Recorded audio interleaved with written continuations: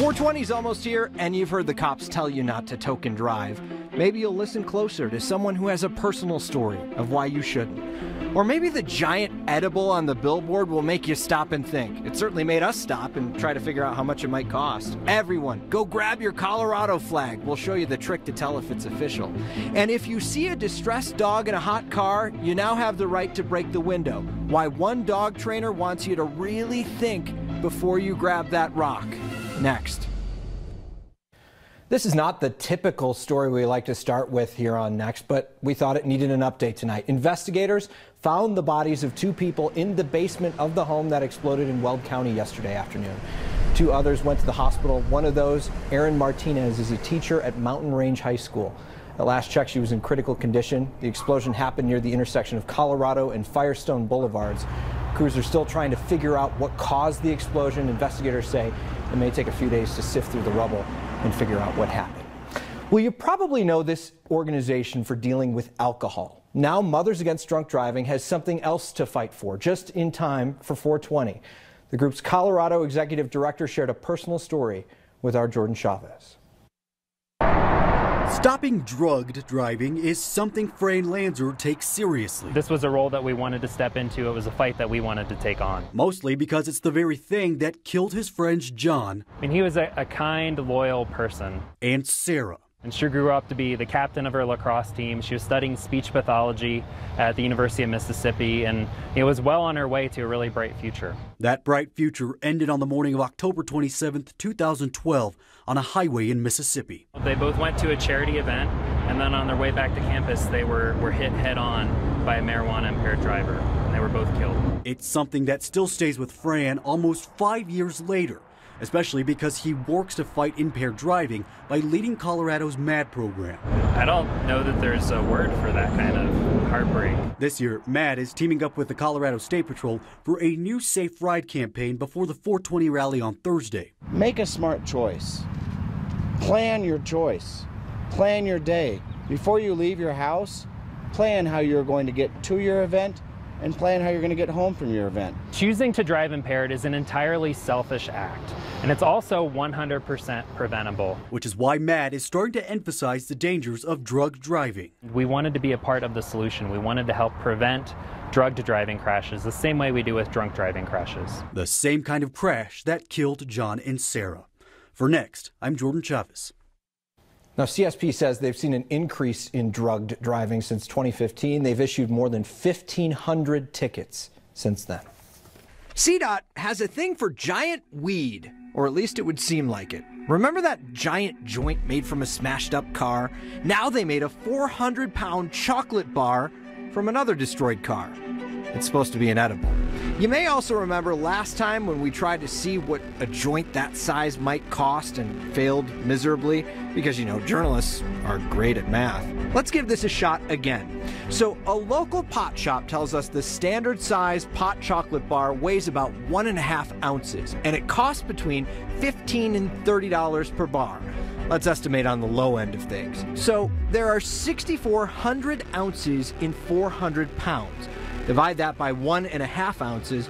There are more than 4,200 chocolate bars in that 400-pound monster. Times 15 bucks, that's $64,000. And true story, it took 8 people about 45 minutes to figure that out. Hashtag journalism.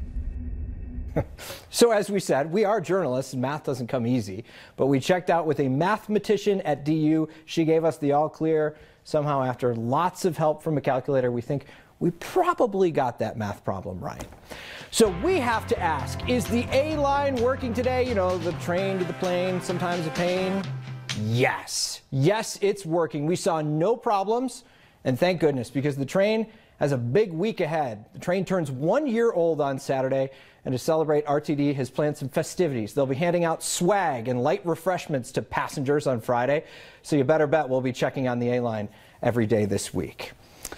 Well, no, if you are planning to drive anywhere in southern Colorado this week, here's a heads up. And no, we are not being invaded. About 5,000 soldiers and more than 1,200 tanks and cars and other Army vehicles are heading south from Fort Carson this week for training east of Trinidad to a training area called Pinyon Canyon Maneuver Site.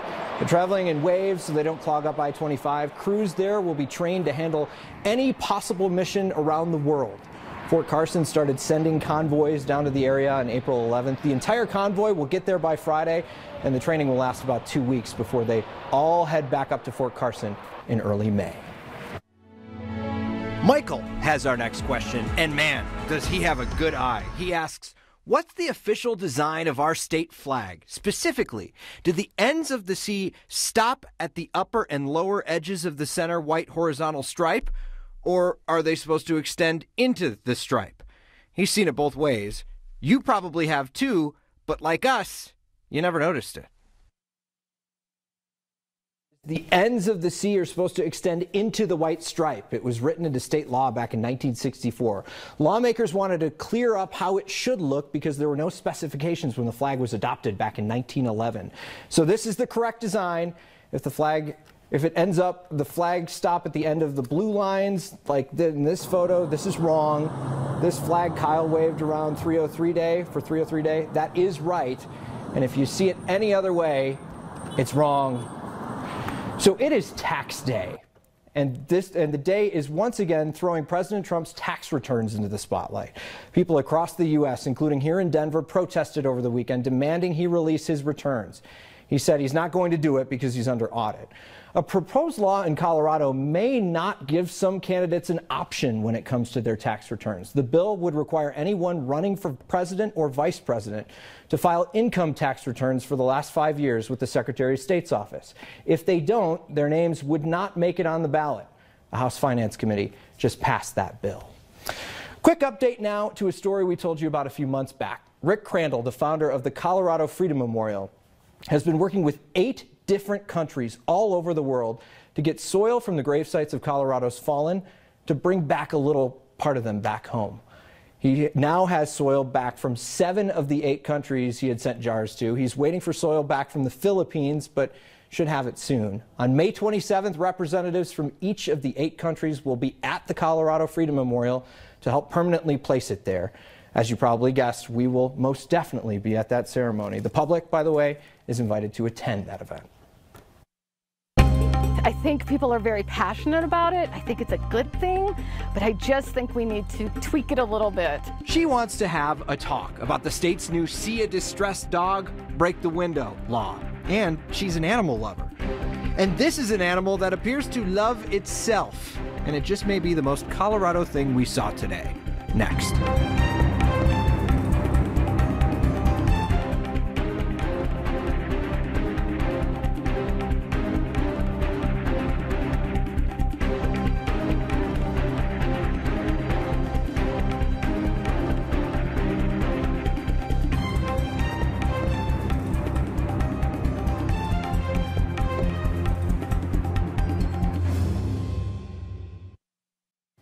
We wanted to offer a big congratulations to an Air Force Academy graduate and Colorado native who is traveling to the International Space Station this week.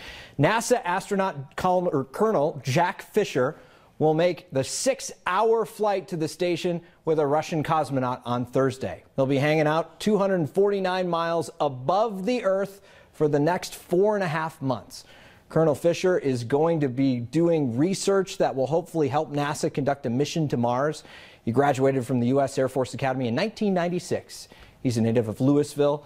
He's the 38th Air Force Academy graduate to become an astronaut. Way to go, Jack. The most Colorado thing we saw today was an antelope selfie. The antelope was caught on camera using a wildlife crossing in Grand County. There are 2 wildlife overpasses and 5 wildlife underpasses on that stretch of Colorado Highway 9 between Kremling and Silverthorne. This guy was spotted making his way through one of the new underpasses. The crossings are part of the Colorado Highway 9 Wildlife Crossing Project, and an antelope selfie is the most Colorado thing we saw today.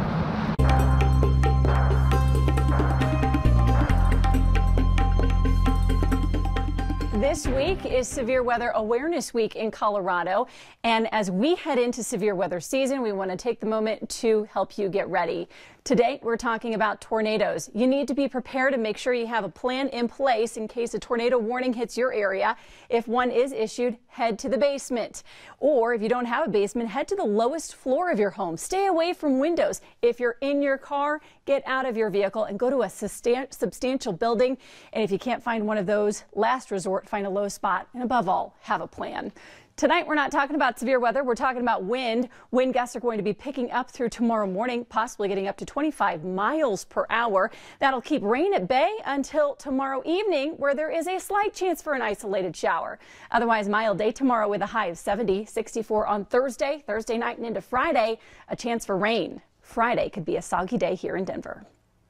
Thanks, Becky. It's the time of year when it starts getting warm out again, warm enough arguably to not leave dogs or humans in hot cars. We know this is a topic that riles a lot of people up, including Kyle, who did a commentary about wanting to get a dog out of a hot car last summer. Well, even today, a woman named Jennifer posted this picture on the 9 News Facebook page. Quote, "I just left a note on someone's car because they had their windows barely cracked and their dog was panting and looked miserable." Jennifer goes on to say, just because it's nice outside doesn't mean it's not over 100 degrees inside your car. Now, Governor Hickenlooper signed a bill into law last week that grants anyone immunity if they break into a hot car to get a dog out, if you follow all the rules, of course. Today, photojournalist Mike Grady introduces us to Lisa, a dog trainer who still has questions about how this law really works.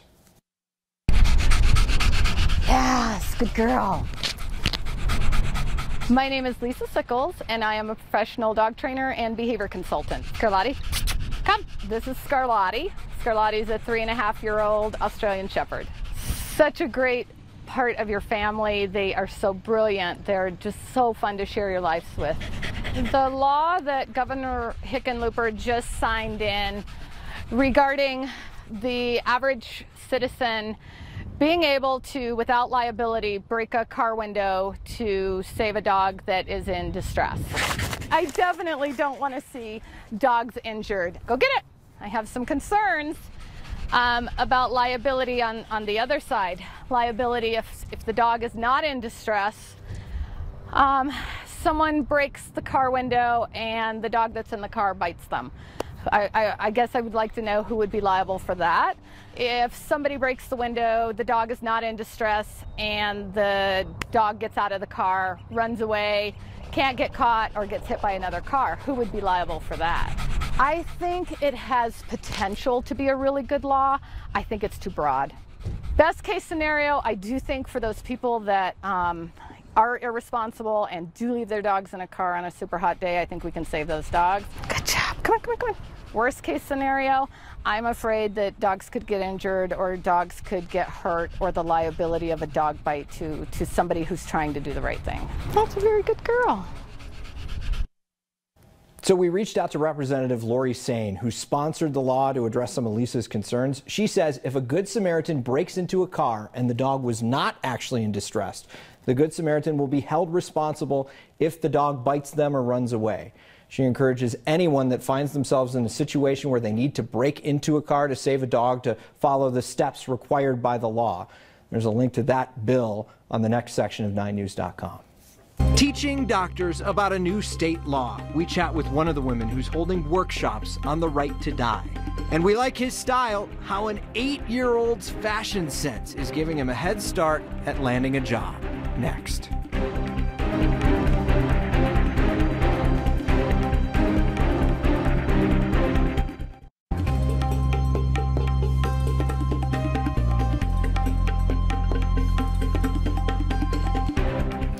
We focused a lot here on this show about our state's new medical aid in dying law. We followed the story of Kathy Myers. You may remember Kathy was struggling to find a doctor willing to prescribe the medication to end her life. 2 doctors finally signed off after they saw our story, and Kathy chose to end her life in March. The hesitancy got us wondering about the implementation of this new law. So we sat down with one woman who's helping doctors understand it. Kim Mooney is the founder of Practically Dying. It's a consulting firm that focuses on end of life. She also has decades of experience in hospice care. Kim, thank you so much for coming in. So you are helping with the implementation of the new medical aid in dying law with a lot of doctors and practitioners. What are you hearing from these different doctors? What kinds of questions do they have? No, I think the reason that this is still feels like it's so much on hold is that people are trying to figure out, what does the involvement actually look like? What's going to come out of my mouth? What is my liability? And that's a lot, because right now what we're asking them to do is something that they've never done before. So I think we're going to see a lot more doctors, a lot more hospices, a lot more organizations opt in a little bit later, but right now they've got to kind of hold their ground. Where are hospices on this issue right now? Are we going to start seeing hospices prescribing the medication and helping families through end-of-life care? I hope so. I think at this point they're like everybody else. They're sort of waiting to see what's happening, but if we're lucky, the bulk of all this will happen in hospice. I would like to see 100% of it, because this is where dying people are going to get the most support they need for however they're going to die. And it will support their families. You know, the whole system is designed to do exactly this. So I think at some point we'll see more hospices opt in. But I can understand their reticence right now, because it is a huge paradigm shift for them. Why is that? For as long as hospice has been in existence, our byline, what we've always said is, we will neither hasten nor hinder death. So we're actually saying we're only going to walk you along the natural, your natural dying process. And so for both medical people and systems and hospices now, they're going to have to redefine what excellent patient-centered care means, and what it means to take somebody all the way through the journey to the end of their life in circumstances that they never thought they'd have to deal with before. I had a much longer conversation with Kim today about death and the stigma around talking about it. So if you're interested in hearing more, full interview will be posted on the next section of 9news.com. May I make a recommendation? This is when we point you towards something that isn't ours, but is worth your time. The Fort Collins Coloradan has a new podcast about the history surrounding Fort Collins. The reporter creatively calls it a pod-past. It's called The Way It Was. It will focus on different local history through interviews, oral history recordings, and other audio. The first episode is already on iTunes and SoundCloud. It's about Stout, an old town that's long gone. It's pretty interesting for those of us U.S. history buffs out there. New episodes will launch the second Thursday of every month. We suggest you check it out. There's a link on the next section of 9news.com. An 8-year-old kid lands an internship. We even have the pictures to prove it. And your feedback next. It's a sign spotted by Next viewer Camille Whitmore at a King Soopers in Longmont. It appears as though candy intersects with feeling better. Camille calls this one not so subliminal advertising. We would agree, but maybe candy does make us feel better, at least after a bad day. Maybe not a sick day. If you see a sign that makes you laugh, send it to us next at 9news.com or use the hashtag HeyNext.